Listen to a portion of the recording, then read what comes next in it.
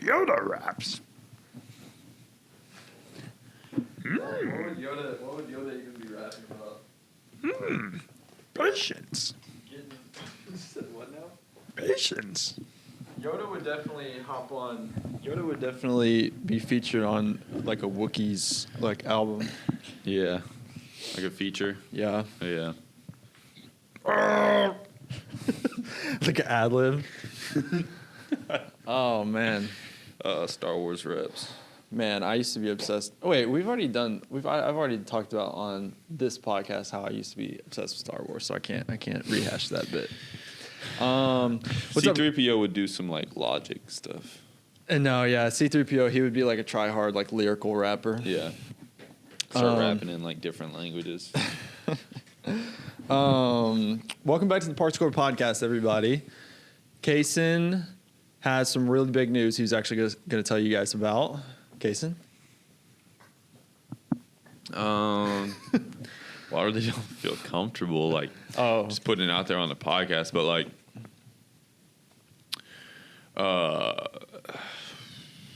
yeah, no. Okay, no worries. Well, No. hopefully the coffee will loosen you up and we can get back to it What's later. in the But coffee?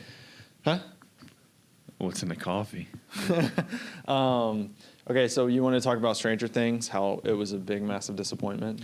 Yeah. I'm going to go on record and say that I've never liked Stranger Things. We've talked on a previous podcast how I'm not interested in Stranger Things. I am, however, interested in the fact that it's kind of had this terrible, massive fireball end to it. That is always interesting to me, just from a media standpoint. Yeah. But you've been on the ground since day zero. Nah, I hopped on in season 4, which is like that was like 2020, right? And I'm not gonna lie, like it's like a guilty pleasure of mine. I love Stranger Things. Like I think it's actually pretty good. But yeah, it's just this last season is terrible, and it's well documented. It's like it's not even like a unpopular opinion or like a hot take. Like it's bad. Right. And the biggest thing that it's not even necessarily Stranger Things' fault or the Duffer Brothers' fault or anything, but every movie, the Marvel Cinematic Universe did irreversible damage to media. Like I'm not even kidding. Every single, like you go and watch season 4, right? And it's pretty good, right? And it's cheesy, and it still has the Marvel movie, like, oh, everyone has a quippy line, and every character is funny. Every character is funny. And there's countless times where you're like, nobody talks like that. But the plot is good, right? It's a pretty interesting show, right? The biggest thing with season 5, they just got so lazy. Like I remember in the first season, there's like a scene where like they really use kind of the mystery and stuff to their advantage. Like there's a scene where like there's all these different flickering lights and stuff. 'Cause for the people who don't know, it's like the whole plot, this kid goes missing. Anyway, this kid named Will goes missing. Yeah, he goes missing, right? And then it turns out he's in this like upside down. It's called the Upside Down. It's like this kind of opposite world of our world, and it's like evil, right? Big thing, right? But he's stuck in the Upside Down, and these monsters like cross over from the Upside Down to here, and then he can also communicate from the Upside Down using the lights, right? So it's this really cool 80s sci-fi, like whoa, like the lights are flickering, and it's super simple, but it's also such a like effective and like interesting scene. And I'm not even saying like, oh, well, you need to do that again, but like do more stuff like that. It's so simple, but just do stuff like that. And then there's even elements where like there's like horror elements where there's a scene where the mom is like going crazy in the house because she can't find the kid, but she feels like she can communicate with him. And then at one point, the wall, like someone is like reaching through the wall. It's like a Friday or like a Nightmare on Elm Street. Like someone's like coming through the wall and the wall's like protruding out on her. And it's like, dang, that's crazy. That's like terrifying and really interesting. But the new season, like the biggest thing is like it's not scary. Like they're in the upside down. They're in this hell world, and they're kind of just like, ugh, we got to find the bad guy. But we're in hell. We're in this super scary, evil place. But they're just like, we better find a bad guy. They're grizzled veterans. Yeah, and they're like making quips to each other, and it's like, I get it. Like, yeah, they've been through it before, but like, there's such a huge missed opportunity. And there's so many things I have to say about it. Every single plot point in the show, which this is not even like literally, it's go on TikTok and look up, Stranger Things, and somebody will say this. But the whole way that the plot progresses is someone goes, wait, I got it. Or they'll do like, they'll take a prop. They'll say, we can defeat Vecnar by, and then they take like a vinyl record. Imagine this is Vecnar's portal, right? Yeah. And then yeah. Or somebody will be drinking coffee and they'll be like, I wish there was a way to defeat Vecnar. And they look at their coffee cup. Wait, I've got it. The upside down. It's like this coffee cup, right? And then it's just like the amount of times they go, imagine this is this, and this is this, and then and there's a character, Maya Hawke's character. This is what's really disappointing. Is there's so many great actors in this, but the writing is terrible. Oh my gosh, the writing is terrible. Maya Hawke's character went from like this kind of like outsider, kind of outcast, but she was like cool, like literally like a think of any really Uma Thurman character, but she's like kind of just this cool outcast girl, really reserved, really quiet. She went from that to, in this new season, every single time she talks, it is a monologue, and she's like a quirky millennial. And I saw somebody say, like, how do they have quirky millennials in the 80s? But it's literally, she went from like oh, yes, whatever, like, calling people like, just like, loser or whatever, to like, what's up, guys? My mom says I talk too much, and, well, she could really be true, but I think I have some pretty good ideas. And it's like, shut up. Shut up. Every single line of dialogue she has, it's like 5 paragraphs long. This is the one major thing I want to talk about. So, spoiler alert, Will is gay. The big climax of the whole series is that this kid who was abducted in the very beginning, he comes back, he has powers, and well, it turns out he has to let it's a crucial plot point that he has to let everyone know that he's gay. In the context of the show, it's that he's trying to deprive the villain of his power, because his power is based on fear, and the character's afraid of everyone knowing that he's gay. So part of him crippling the villain's ability to mess with him is by coming out as gay. And so you have this big Marvel Cinematic Universe scene where all these characters who, I'm not super familiar with the show, but a lot of these characters who are in this room at this like big coming out scene are not even necessarily, they don't even know his character that well. Like, no, they're the kids different. Mostly, but then there's other people in there who are like barely know him. Yeah. And he's like, I'm going to come out as gay to this whole group, like this room of people. Anyways, long story short, I don't really so much care about it within the context of the show, but what I want to say is that I don't know if I've already pointed this out to you, but so this kid Will is abducted when he's a child by this monster, okay? Yeah. Vecnar.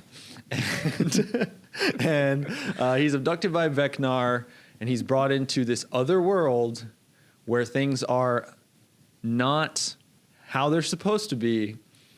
And then when he comes back, and he's part of him being in that world is that he's sort of Vecnar gets into his mind, and yeah. he does all this stuff to distort his whatever. And anyways, he comes out of that world, and he is gay. That's sending a very particular message that I don't think that the Duffer Brothers intended. But yeah, so he's abducted at a young age. He is taken by this monster. The monster has his way with him, and then the kid turns out gay. Anyways, yeah. that's all I'm gonna say.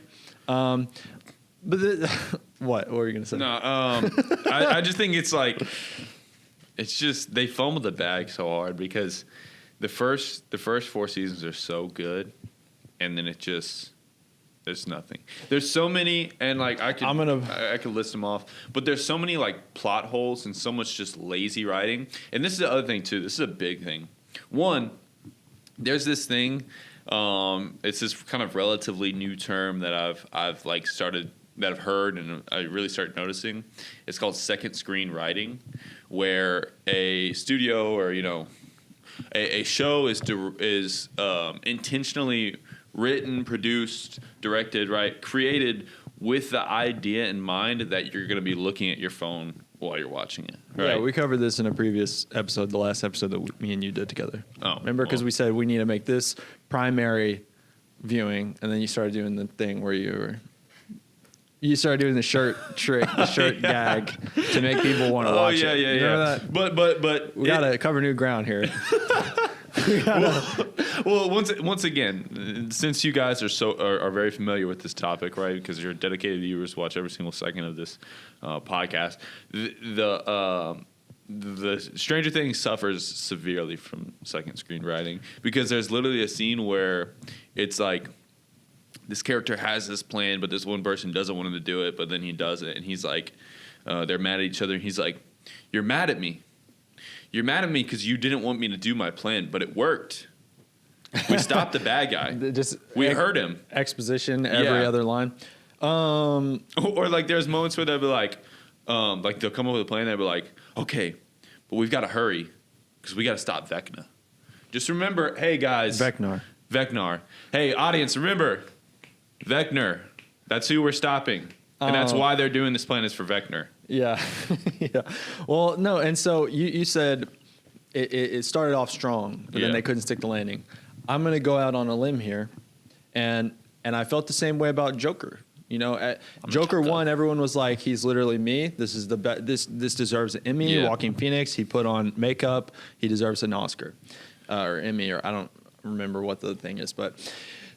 And then Joker 2 came out, and people were like, dude, so disappointing. Joker 1 was so strong, and Joker 2 was just a flop. I'm gonna go ahead and say, no, it wasn't either. Like, Stranger Things has always been bad. Like, it's always been bad. No, it's always been bad ever since I've never walked in and there been a scene going on Stranger Things and me brain think show good, me keep watching show. No, every time I walk in on a scene and Stranger Things is on, I'm just like, yup, it's the same corny, like derivative, just pabulum. Like it's just not good. I'll say it's like, I mean, it's no better than any like Marvel slop, right? But like at least the first 4 seasons, it was good slop. Like it was really good. There were so many times during the last season where like I was legit like, oh my God, no, stop it. Like, and this is the other thing too. Okay, this is what really pisses me off about the writing. Okay, so spoiler alert for anyone who hasn't watched it. Right? Do you want me to spoil the show for you? Because I know you're. No, I don't care. I don't you care. Sure? Spoil it all you want. You sure? You're not planning on watching it? Stranger Things? Yeah. No, hell no. All right, if you say so. Anyways, the in the last episode, okay, only one character dies. Okay, we'll say that 11, right?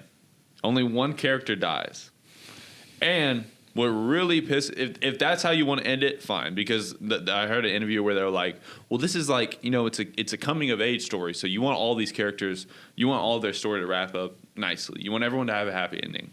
Corny, but whatever, fine, okay. If you want everyone to live, that's fine. But what really, really, really, really pisses me off is I would be willing to bet you could go and you could count every single character in the main group and find a fake out death scene for every single one. For every single one. And there's a scene where two characters are in a room and it's like slowly filling up with this wax like goo that's gonna like basically drown them and they can't escape. And then they have this really heartfelt moment where they're like they're like a couple, right? And they're like kind of having this really heartfelt moment, and it's supposed to be a really big emotional point in the show, but it misses so hard. It just falls so flat because up to that point no one else had died. There had been so many fake out deaths, and just like there was no stakes. So I'm sitting here and you're trying to hit this emotional point, and I'm just like, yeah, it's not happening because I know it. Yeah, sure, it's a cute moment, but like I know that I don't know how they're gonna get out, and it looks like they're gonna die, but they're not gonna. I know they're not going to. And the way that they escape, okay, or don't die, right? The room is filling up with this goop, right? And before this, it had shown like a bunch of different people. There was like these military guys like half stuck in the goop and they had died. And they're like, oh my gosh, that's terrifying. It looks like a horrible way to die. Okay. So you're like, oh my gosh, they're about to die. It's filling up with goop. And then all of a sudden, it just stops. And then they look around and they're like, wait, the goop stopped. We're free. And it's like, oh, awesome. Our characters didn't use their... So it's a... what do they call that? Deus Ex Machina. It's just like Ghost in the Machine. Like, miracle that prevents this. Like the writers write themselves into a corner, and then the only way you can get the characters out of it is just a miracle happened. And then, sorry, but there's another one too where this guy. They're on top of this big radio tower, okay, and it gets knocked over, and it's like one of the climaxes of the scene. And this guy is like falling off of the railing, okay, and he falls off, and it's clear like he's clearly dead. Like if you just look at that still of him, like before it cuts, he's dead, okay, and then it cuts to black for whatever reason to build tension, right, very cheaply.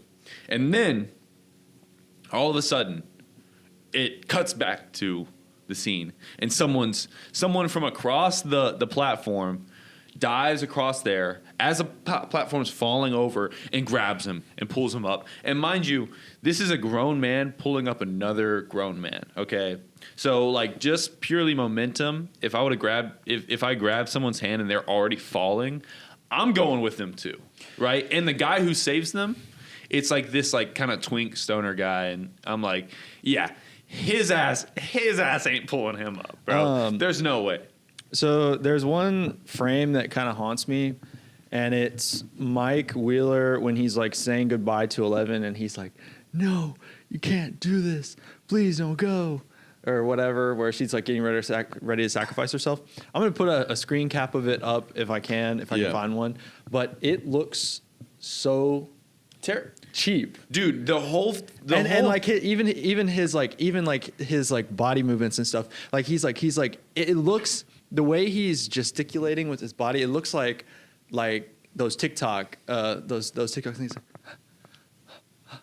That's literally what it looks like. And no, it gave me bad secondhand embarrassment when I was watching. I was just like, this is the grand climax. There, 11 and what's the dude's name? Mike, whatever. And I was like, wait, I thought him and Will were supposed to have a scene like this. No, wait, weren't. But and there was people that were super pissed. There was people that were super pissed that the two grown guys didn't kiss each other on screen. Yeah. Were you, be honest, were you like disappointed when that didn't happen? Were you like, missed opportunity? Yeah, of course. No, sure.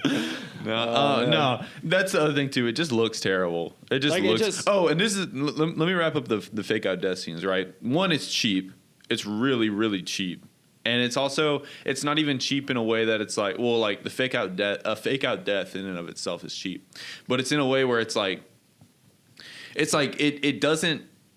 It's cheap when it's like, okay, he is dead. You killed him just now, but then you're just going to save them.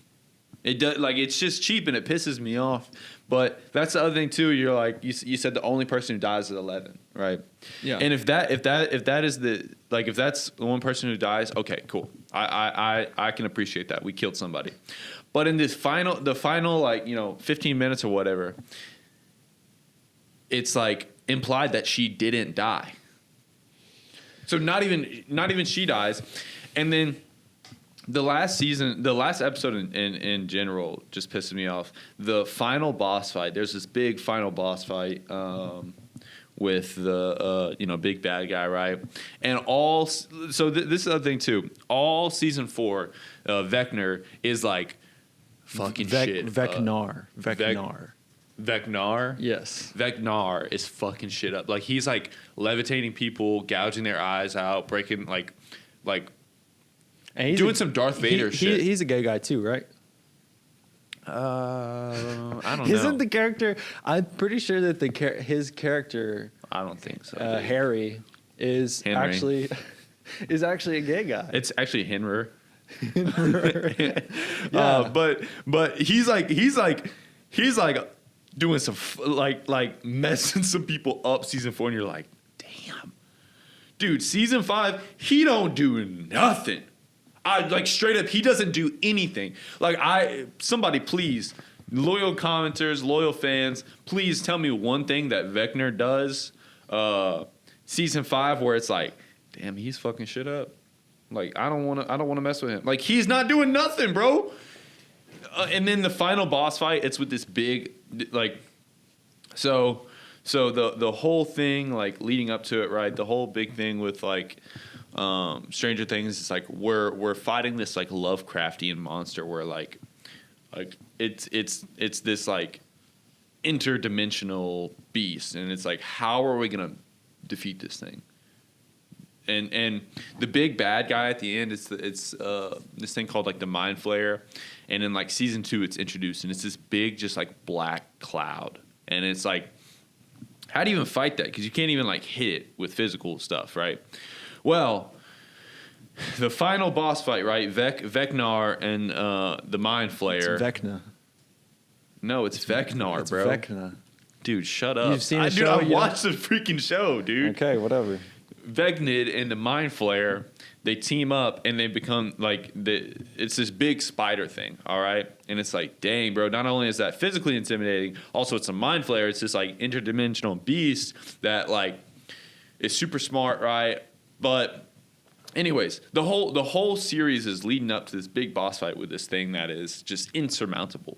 How do they beat it? They shoot it, and also they throw flamethrowers at it, and they stab it, and then 11 goes up inside of it, pause, and beats up Vecna. And it's just like the total boss fight lasts like 6 minutes. And what's really annoying is, one, there was no like fight or risk from the other characters of like, oh shoot, during this boss fight, even like a Marvel movie, right? The final boss fight, there's like some give and take, right? Spidey beats up the bad guy a little bit, but then the bad guy beats up Spidey. There's a moment where you think the villain might prevail. That never happens once. Never happens once. Okay. And then, they beat it in like 6 minutes, and there's not one casualty. And then, after the big boss fight, I was like, dang, that was crazy.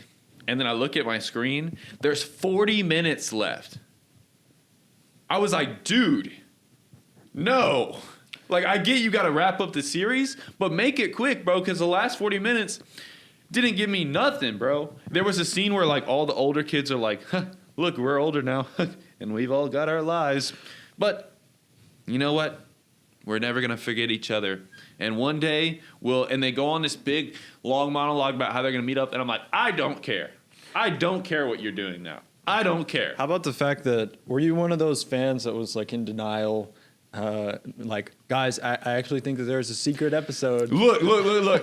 To be honest, yes. Because, the whole series, Vecna is like this, like, obviously he's very intimidating physically, but he also like plays tricks on people, and he plays these mind games on people, right? So Yeah, it was like, did I believe it was absolutely going to happen? Probably not. But I was very hopeful that it was, because it's like, one, the last episode was super anticlimactic. It sucked really bad and it actually pissed me off a lot. But like also, so like, yeah, I wanted a better ending. But also, like that could have been one of the coolest things that has been done with modern media, and like one of the biggest, coolest marketing tactics done like forever, because like the whole point of the show is, okay, this guy, he's playing this trick, right? He's playing these mind games, okay? And what a better way to like show that than to have the audience end on this mind game, right? Where the villain is not only convincing the main characters of the show, but also the audience that, hey, look, it's over, I'm dead. And then turns out, oh no, boom, secret episode, we actually killed him. Because and like I've talked to people about it, and they were like, well, no, that's really dumb. They wouldn't just drop a secret episode. But they absolutely, obviously they didn't, but they absolutely could. And this is one of the ways that streaming could actually become like, oh shoot, like this is a really cool like way to use media, because you can just ghost drop something on streaming. You don't have to, like, if it's a movie, people have to get up and go to a movie. If it's TV, people have to be glued to their TV and know that it's coming for it to work. But you could just ghost drop this, and you wouldn't have to market it at all. It would market itself that there was this ghost drop secret episode. I'm just going to go out on a limb here and say that right there is proof that the people who are watching Stranger Things are themselves more creative than the Duffer Brothers themselves. And I want to give them some grace. I don't want to like just totally, I don't know. I don't want to speak too poorly about, because I know it's a lot of work to make a show and stuff, but like I just don't think that they're like, from the get-go, Stranger Things, I was like, this is cheap nostalgia bait with kind of a thin plot. And it's mostly working off of nostalgia bait, 80s horror. It came off of the advent of It. And I was like, I think the hype is totally manufactured. I've felt that way from the beginning. Anyways, no more talk of Stranger Things because I'm already tired of it. Wait. Can I get one more thing in? Oh gosh. Yes, please. I know it's a lot of work, and it's like we want to give them some grace. But this is the thing. You had 5 years, like they had 5 years to do this, and literally like a blank check to get it done. That's why I'm like, dude, come on. And this is the other thing too. This is what really annoys me about the newest Stranger Things, okay? The first season, right? It's these little kids. It's these 12-year-old kids against this intergalactical beast, right? Intergalactic. But it's these 12-year-old kids against this space monster, okay? That's terrifying, because it's like, how are these kids going to like fight this space monster? Bro, they're like 23 now. If y'all grown-ass can't figure this shit out, like, y'all grown as hell. It ain't cute no more. Figure it out. The camera's dying. Hold up. Pause. Maddie, do you want to come here real quick and give your opinion on Stranger Things? Just come here. Come. You actually watched it. I was dunking on it, but I didn't even watch it. So Cason watched it, but he's not super media literate. So we need someone to.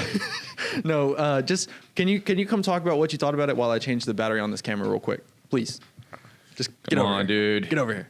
Wait, did you watch the last season, Maddie? Yes, I watched the last season. Okay, thoughts? I thought the last season wasn't good. Buns. I think that the first, what is it? Because there were 5 seasons. Yeah. I think that the first 4 were really great. Really good. I loved them so much, and I was really excited for the last season.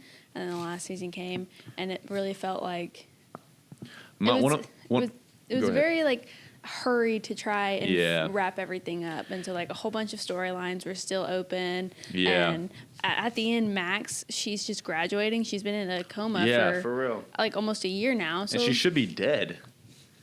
She should be dead. This is one thing I want to ask you though. So, because my biggest complaint about the show is how many fake out deaths there are. So, if you had to kill 2 characters right now, who would you kill? Will. Yeah. Whoa. Wait, actually. I need you to kill 2 characters right now, and I need like a really gruesome way on how they die. plastic surgery complication? That's messed up. I think that it would only be right, like for the actual like story. I think because Steve is such a like big. He's like the dad of the whole thing. For like a heartbreakingly end, like it would have to be Steve. Yeah. Steve would have to die, and then Steve Harrington? yeah, and then just for like maybe like Steve's Joyce, maybe Joyce. Dang. Nah, I need. Because also at the same time, like the acting in season 5 was trash too. Like Joyce and 11 were like lobotomized or something. Phoning like, it in. And Mike too. Yeah. Mike didn't have it. No. Like all of these seasons were amazing. Steve was actually I actually really like Joe Keery. I do too. I like him a lot. I like Steve. Somebody said his ass be up in that spider suit looking like. Looking like a Funko Pop. No, you know he's like 30. They said we need. Really? Steve Harrington. Yeah. Oh wow. He's like 30 years old playing You know what I'm talking about with the a young man. No, I don't know what you're talking about. Somebody said. Cason, tell him what Somebody said Joe Keery would make a great Spider-Man, and then somebody else said, nah, his head's too square. He'd be up in a mask looking like a Funko Pop. They said he'd be up in that spider suit looking like a Funko Pop. I think it's just his hair. His hair is the reason why it makes his head look so square. Well, that and then also his jaw. Bro, you guys are body shaming this Steve Harrington. He's got guy. a chomper on him. He's like the most based No, I person love on the whole Steve show. Harrington, bro. I saw I didn't watch the show, but I saw a video where whenever the Will kid comes out, Steve Harrington's like, "What you talking about?" That was real, right? That's canon, right? Because I saw that and I was like, no problem. What you talking about? Hey, Maddie. Would you be able to give me some more coffee? Thank you.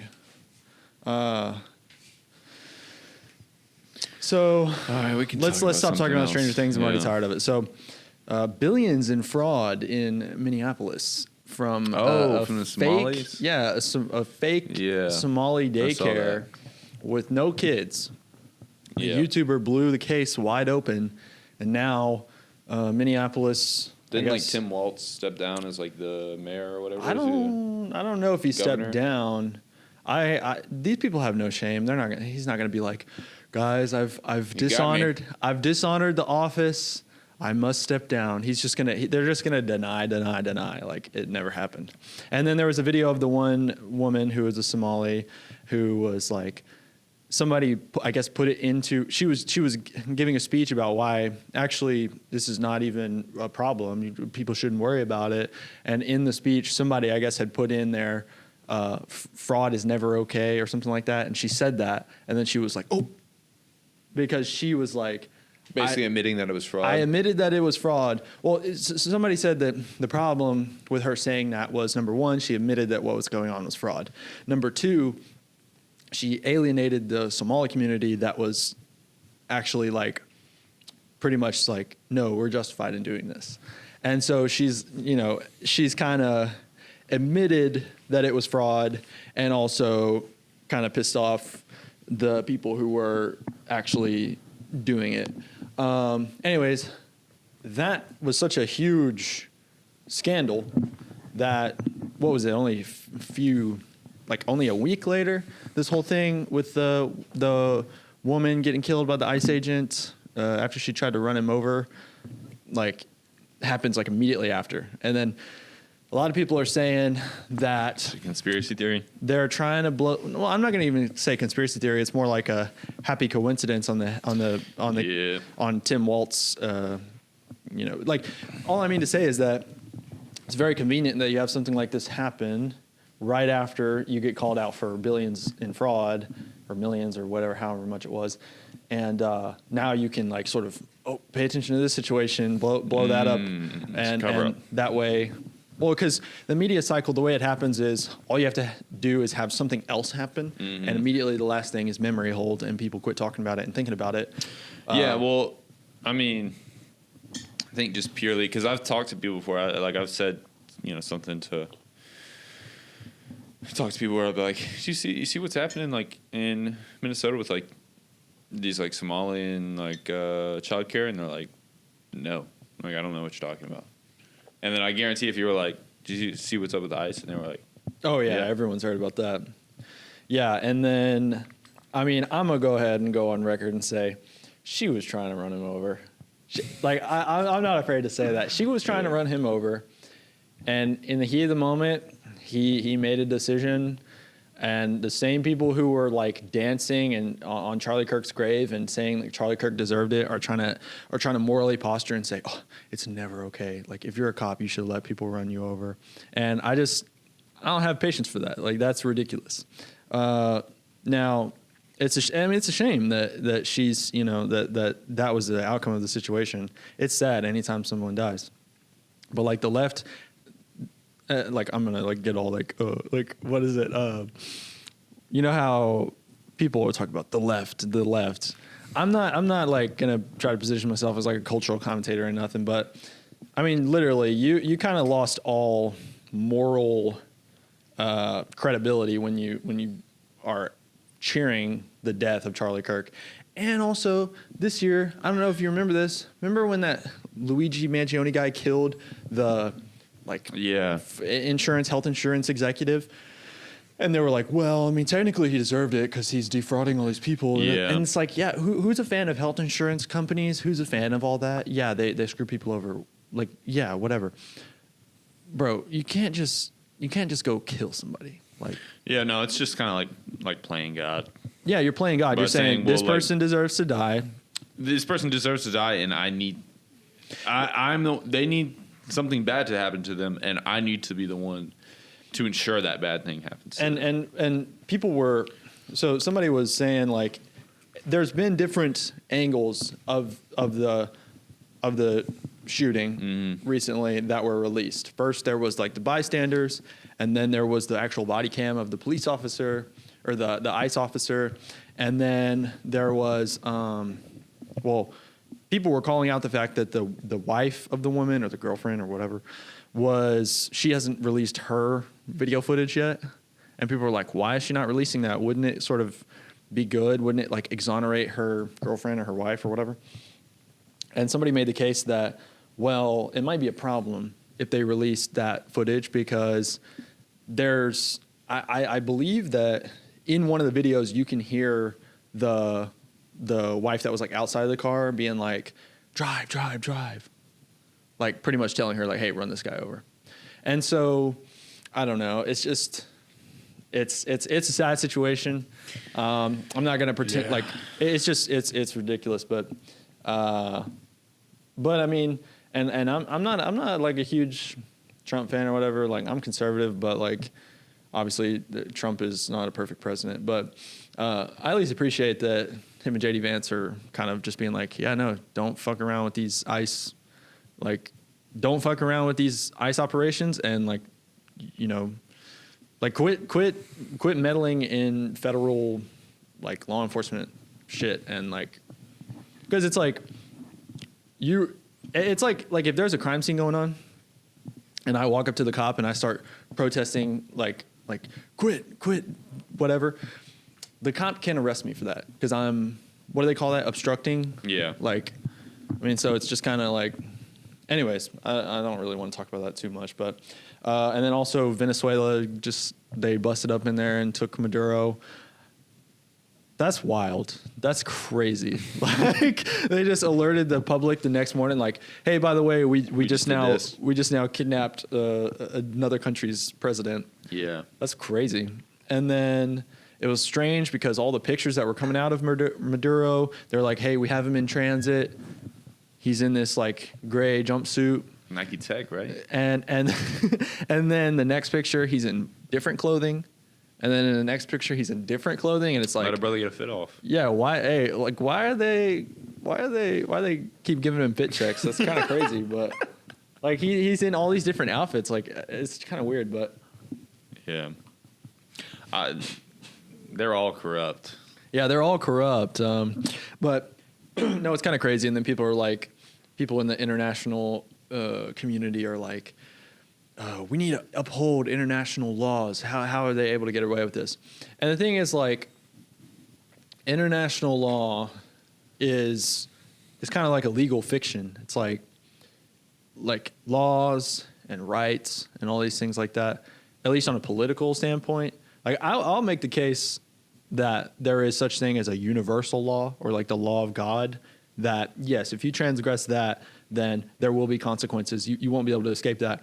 But in terms of politics, in terms of international, all that stuff, like an international law only gets enforced if there's someone to enforce it. And if the largest military on earth just decides, okay, yeah, no, actually we're going to just disregard that, then what is the international community going to do? Like finger wag? I saw this thing. I'm not saying it's good or bad either. I have no reason. I have no understanding of why we invaded Venezuela. I've heard a billion different explanations. Oil, narco-terrorism, just because we felt like it. I've heard a bunch of different explanations. I'm of the opinion that you shouldn't really trust what the official narrative is right away, because 30 years from now, it's going to come out that like, oh yeah, actually, this was the real reason or something like that. So yeah, I'm totally agnostic when it comes to if we should have done that or if it matters or anything like that. But I'm just looking at it from the standpoint not of if I like it or don't like it. I'm looking at it from the standpoint of, man, that's crazy that happened. Like a Call of Duty mission. Like a Call of Duty mission. Like we busted up in there and just took somebody's president. Yeah, that's wild, bro. That's wild. It also makes me think like, damn, I bet other countries hate us. I bet other countries hate us. Like they just, I don't know. It's wild. It's wild. Yeah. And then people are saying stuff like, why don't we do that to Putin? Why don't we do that to all these? And it's just like, bro, do you think the world is like a Marvel movie where we just like go snatch up the bad guy? Just go snatch up it's like the baddie. They think it's Avengers Endgame where they teleport onto Thanos' planet and just hit him with the what's it called? The windbreaker? What the fuck is it called? His axe, Thor's axe, the windbreaker. What's it called? Mjolnir. Not. Talking about, his axe. Yeah, the axe. What you talking about? Man, why you quit me like that? What? No, I don't know. I don't know what it's called. Anyways, man, why you quit me like that? I've exposed myself as highly uninformed and uneducated in the past like 10 minutes, but I don't care. Just watch Stranger Things, man. Yeah, no, Stranger Things honestly really helps explain everything that's been going on with both the Somali fraud, the Venezuela thing, and with the ICE shooting recently. So if you guys watch the newest Stranger Things episode, then it will definitely help explain that. What I'm wondering is, are Trump and JD Vance going to release a secret episode where actually the Maduro plan... No, actually, I think Trump and JD Vance are going to kiss. They've been calling it trance. Oh, yeah. JD Vance coming out soon. He has like the whole UN like gathered up in the White House. He's like, guys, if we wanted Putin is going to use this against us. Yeah, Putin's going to, yeah. Man. Oh, jeez. Anyways, that's a political analysis you get on the Park Score podcast. Yeah, we just blazed through like all four topics, and they're pretty big topics. And now we're completely out of stuff to. Oh, the food pyramid. They flipped the food pyramid, which I'm kind of cool with it, because the last food pyramid was like you need to eat 50-60% of your diet as bread. Yeah, that was, which is wild. That's a lot of bread to think of. I mean, I like bread. I got nothing against bread. I heard that in the ancient world, bread was a lot more nutritious. Really? Yeah, and now they've taken stuff out of it that makes it... I've heard for some brothers, bread's really hard to come by. Yeah. That slow bread versus that fast bread. I get it quick. I need my check now. I can't wait a week. Are you looking up topics that we can talk about so we can... No, I'm looking up the bread pyramid. Pyramid? Yeah, it's saying... you got Asiago cheese. What on you the talking top. about? Hey, that not bread, that cheese, man. Nah, it's the bread with the Asiago cheese. Bro, on top you tripping? They got bagels on the bottom. You doing too much? Why you quit me like that? Yeah. Do you remember in COVID whenever they were talking about how like Klaus Schwab came out and was like, "You're going to eat the bugs. Meat is going to. You might have meat one time per year." You remember that? I'm not kidding. You actually remember that? I mean, kind of. I remember like during that whole era, it was like I just remember headlines where it's like, own your own pod, and eat your bug pills. Like, this is the new future. No. The slogan was, "You will own nothing and be happy." Shit. That's how I am right now. I just ain't happy. Yeah, honestly, shit. That's just. Oh, you telling me I'm going to be happy? All right. Don't sound too bad, guys. Sign me up. Oh, a nice change of pace. Yeah. Mental health tip, guys. You can obviously fill in your name with, opposed to mine. But my big thing now is every time I'm having a bad day, right, I'll just start telling myself, like, it's just reverse psychology or just like tricking my subconscious, and I just start going, all right, everything's coming up, Cason. And it starts making, like, you just say that and you just say, what does that right, even mean? Everything's coming up, Cason? Everything's coming up, Cason. What It's like the hell everything's does that coming even up mean? my way. Oh, Even if it's terrible, even if you're having a terrible day, you just start telling yourself that. Like, you just put yourself in like the shoes of just a really like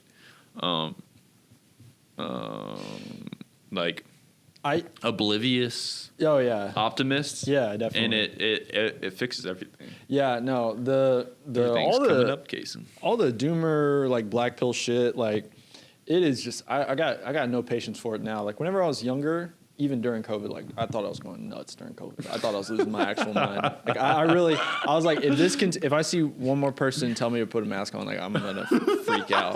Like it was bad. It got really bad. But I just, Bro, I'm so glad I was still in like the sweet, I get to play video games all day, like era of my life. That like, because I feel like if I was a little bit more like mature and a little bit more like jaded by what the real world is, I probably would have developed like some kind of psychosis. But I was kind of just like, sweet, I get to play video games. nah, like and we didn't even have it that bad here in Texas. Like No. Texas was relatively chill. It was only really when you go into the cities that people would hound you. But in the urban or in the rural areas and stuff, people were like, nobody cared. Like we would throw parties and stuff because it was just kind of like, what are we gonna do? Like, how are we gonna? I don't know. No, yeah, and especially like in like college, at, like Sam Houston and stuff, it's still like a pretty, like Sam Houston, compared to like most high schools now, it's like it's like a regular high school, like the size of a regular high school. So you could low key just be like, hey, everybody, pull up to my crib, we're gonna have a party. And if someone's like, wait, but we're supposed to be social distancing, it's like, no, somebody. just don't pull up. We had a party and we had like a bunch of people coming over, probably like 50 or so people coming over, and somebody we told one person, hey, like we're having a party, you should come over. They said, oh man, but like I have COVID, like I can't. And we're like, just pull up anyway. yeah, I mean, we don't tell anybody. Yeah, we advertise it as a super spreader event. We're all gonna get it. Damn, this died again. Oh my gosh, bro. I mean, honestly, that's the most generous thing because then you're all strengthening each other's immune system. Just a melting pot of germs.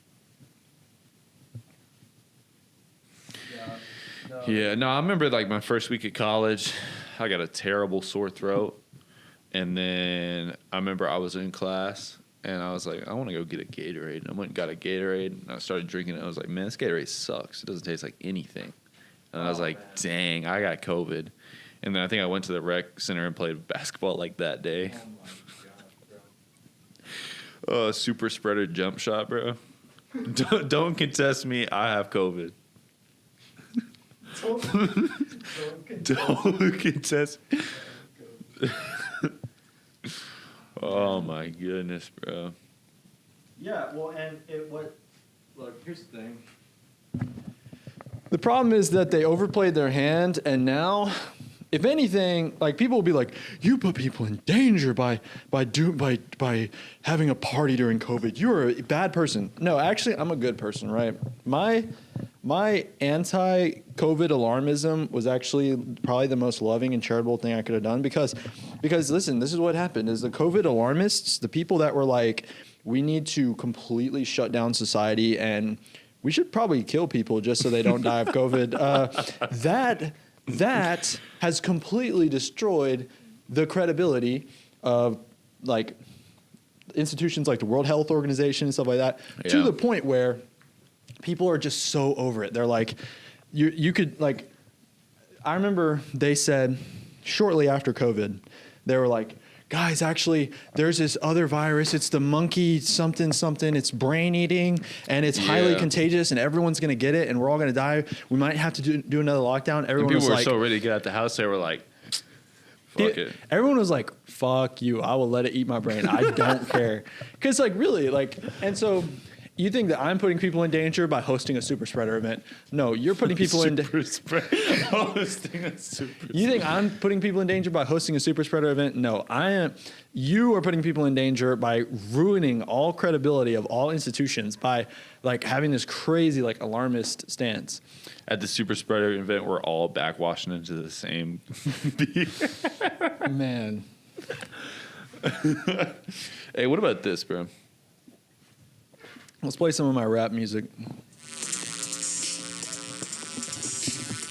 Okay, shit, all right. No, but kind of talk us through like the lyrics and like the real. We'll just listen first.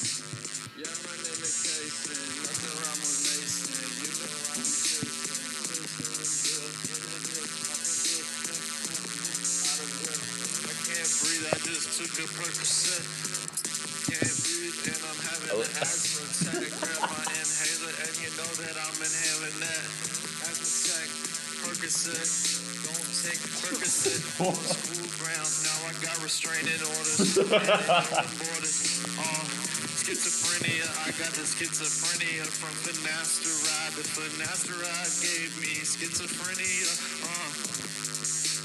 Yeah, my name is Cason. You know I be chasing. Hey, start planking. Bills in the hills, popping pills, getting bills.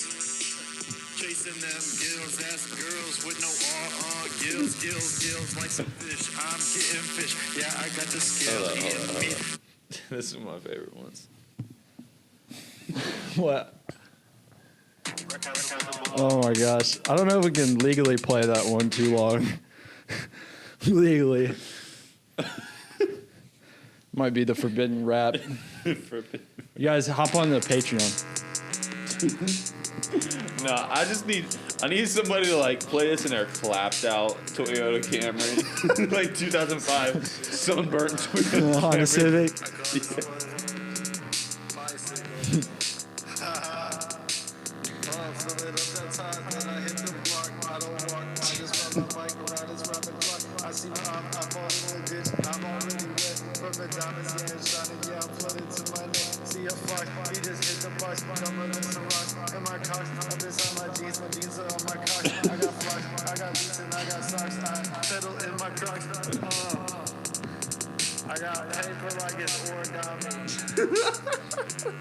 Bro, what you know about it?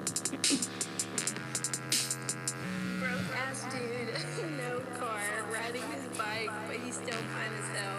I jump on his feet for him at gunpoint voluntarily. This beat just beat my ass. This beat just beat my. Yeah. Bro, you're kind of like a modern Lil Dicky. Don't. Oh, hell no. Don't say that shit.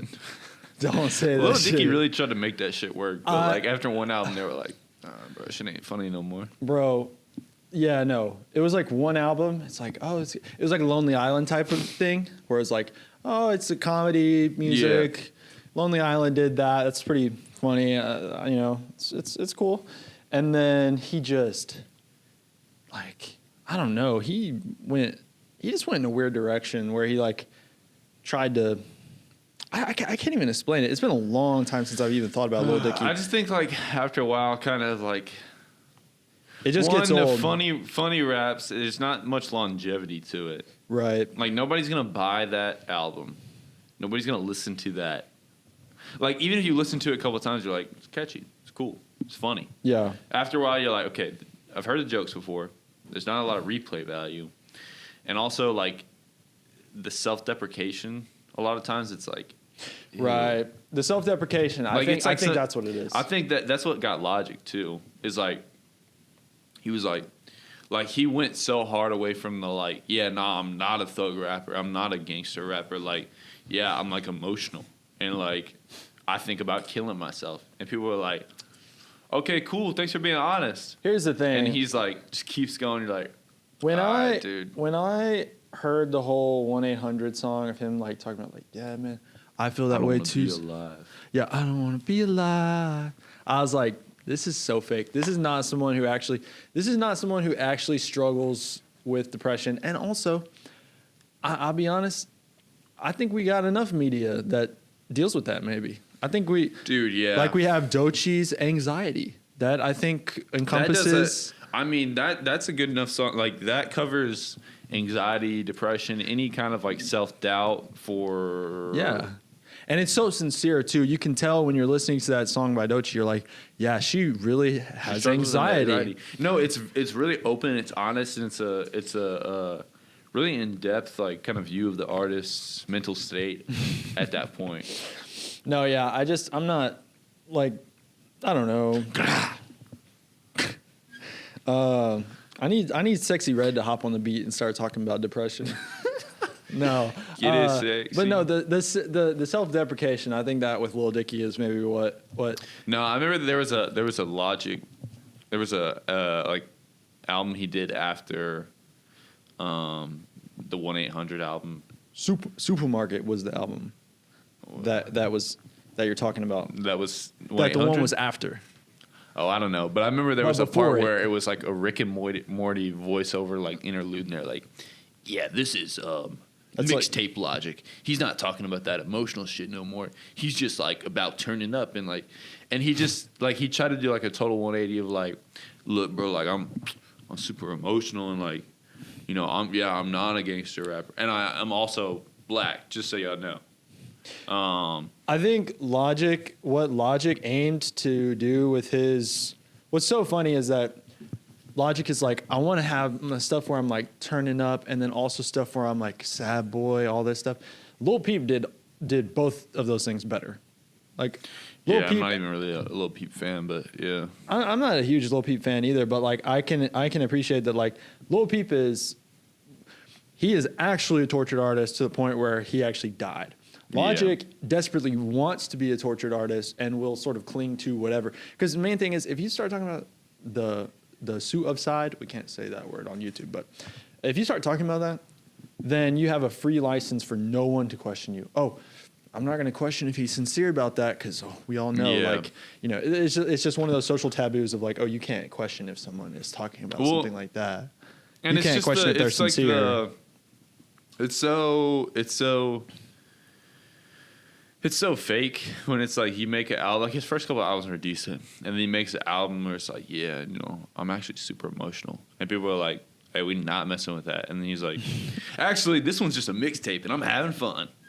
It's like, yeah. Right, no, I mean, that's the type. I mean, Logic is just one of those rappers. Lil Dicky also, you know, that in. Remember Ugly God? Oh man, that was like, dude, he was a product of his time, really. Let me look up. Water. Yeah, Water. He had some decent raps. Yeah, that was like 2016 era. 2016 was a different time, man. If you think about it, 2016 is really where we entered the alternate timeline because Donald Trump became the president. I remember people were melting down that morning at school. Like, people were there was one kid in particular who freaked out and like screamed at another kid because he said, ha ha, Hillary lost. And so then he said, ha ha, Hillary lost, just being stupid. He just chose some kid at random. He didn't even, and then the kid that he said that to turned out to be very pro Hillary, or at least anti-Trump. And he had a full-blown meltdown and just face red, screaming, spit coming out of his mouth in the Catch cafeteria. up to my campaign, coupe de color of mayonnaise. I'm drunk and high at the same time. Drinking champagne. On an airplane. On an airplane. Wait, who is that? Wait, is that Park Square? Hold up. Did I write that? No, that was 2 Chainz. Oh, okay. What about coupe the color of mayonnaise? Hey, what about geeked up playing Xbox all day? Yeah, no, that's See, hard. I think here's my thing with rap. I can't do all the, hey man, I rap about serious shit though, or like I like spiritual lyrical. I just have no patience with that. I got no patience with that. You're like the opposite of like the old head rap fan. Yeah, I'm the opposite where I get annoyed at the deep stuff, and I like the mumble rap, super repetitive, like like Lil Pump, that type of Tech Nine. Man, dude, we used to listen to Tech Nine in high school. What about Tech Nine, bro? Rich Homie Quan. I actually love Rich Homie Quan.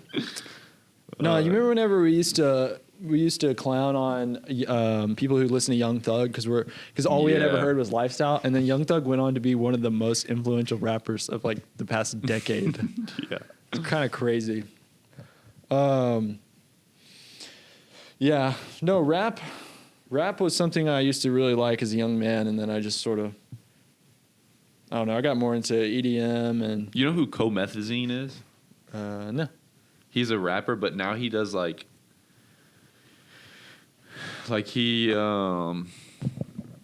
does like psychedelic like blues, like Jimi Hendrix rock now. Yeah, that's cool. He's reinventing himself. I think, bro. Oh, never mind. Oh shit, my my fault, bro. Never mind. I think he does still make trapping music. Trapaholics. You need to go ahead and wrap up. I just need more like evil rappers. That's what the rap game needs. More evil rappers. Like actually evil. Oh yeah, like super villains. No, trust me, there's enough of them. We got. No, I need like a super villain. Yes, we have those. And I need them to like team up and make like a Sinister Six. That would actually be hilarious. Like they're like doing some, but like they're actually doing some evil shit. Like they can only get one album off because the whole crew gets like a RICO charge. Yeah, you're just talking about YSL. Nah, I need them to like not running drug scams and shit. I mean like they need to like hijack some shit or something. Steal like a rocket ship and try to fly it to Mars. Yes, like I'm talking about some. They team up with stuff. Elon Musk. They team up. Like, oh yeah, we slinging dope. Like, nah, I need you to like be plotting on some world domination. Oh my gosh, bro. Have like an evil tower. It's like purple and has like dark clouds over it. Dude, like stop doing all this like And a robot like, dog. Huh? And a robot dog, dude. That would be hard. I'm kind of I would like something like that. That'd be cool, dude.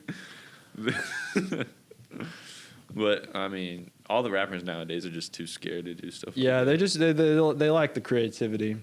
Yeah. Like, and then they would have to have some. He would have to have some kind of like good hero squad to like try to face off against them, and it would have to be other rappers, like a Justice League of rappers. Mm-hmm. Like Lil Dicky. No, no. No, they're actually like they're like the start of it all. They're like, we got it, we can beat them up, and they go and they're like they slime out Lil Dicky. They slime out Lil Dicky, and the 2 Chainz is like, oh, shit, we gotta stop them, bro. Like all the low-key like old gangster rappers who like have low-key like they have families now, like Wiz Khalifa, like they just have families and smoke weed. They're like, dang, we actually have to stop them. Snoop Dogg. And they have to recruit like Chief Keef, and he's like an anti-hero. Chaotic neutral. They slime out Lil Dicky, bro. All right, this has been the Park Score Podcast.